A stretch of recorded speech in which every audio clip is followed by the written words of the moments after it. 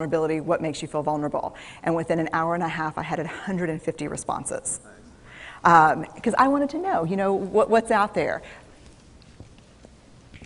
Having to ask my husband for help because I'm sick and we're newly married. Initiating sex with my husband.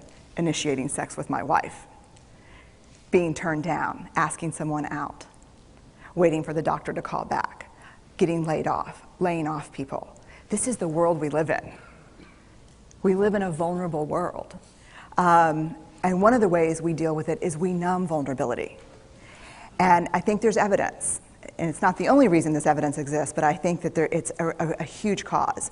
We are the most in debt, obese, addicted, and medicated adult cohort in U.S. history. The problem is, and I learned this from the research, that you cannot selectively numb emotion. You can't say, here's the bad stuff. Here's vulnerability, here's grief, here's shame, here's fear, here's disappointment. I don't want to feel these. I'm going to have a couple of beers and a banana nut muffin. I don't want to feel these. And I know that's knowing laughter. I hack into your lives for a living. I know that's, God. You can't numb those hard feelings without numbing the other affects or emotions. You cannot selectively numb. So when we numb those, we numb joy. We numb gratitude. We numb happiness. And then we are miserable and we are looking for purpose and meaning. And then we feel vulnerable. So then we have a couple of beers and a banana nut muffin. And it becomes this dangerous cycle.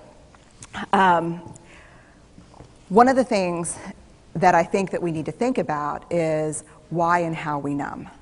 And it doesn't just have to be addiction. The other thing we do is we make everything that's uncertain, certain. Religion has gone from a belief in faith and mystery to certainty. I'm right, you're wrong, shut up. That's it. Just certain.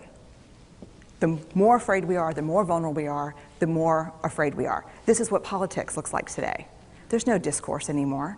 There's no conversation. There's just blame. You know how blame is described in the research?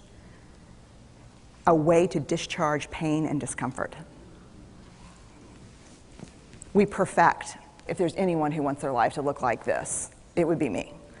But it doesn't work, because what we do is we take fat from our butts and put it in our cheeks. Which just, I hope in 100 years people will look back and go, wow. And we perfect, most dangerously, our children. Let me tell you what we think about children. They're hardwired for struggle when they get here.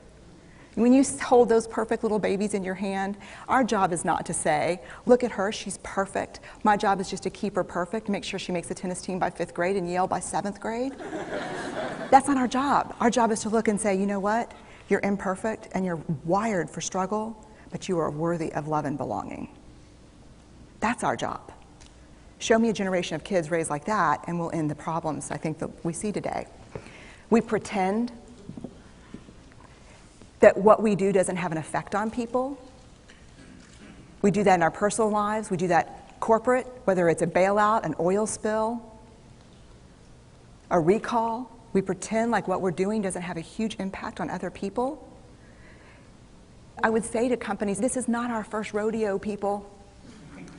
We just need you to be authentic and real and say, we're sorry, we'll fix it.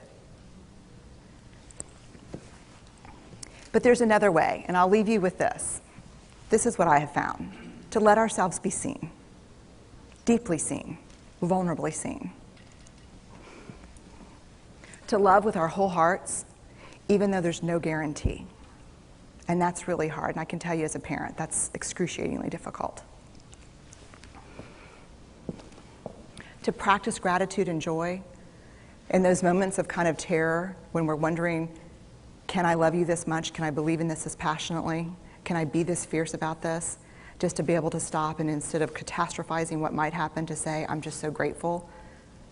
Because to feel this vulnerable means I'm alive. And the last, which I think is probably the most important, is to believe that we're enough. Because when we work from a place, I believe, that says, I'm enough, then we stop screaming and start listening. We're kinder and gentler to the people around us, and we're kinder and gentler to ourselves. That's all I have.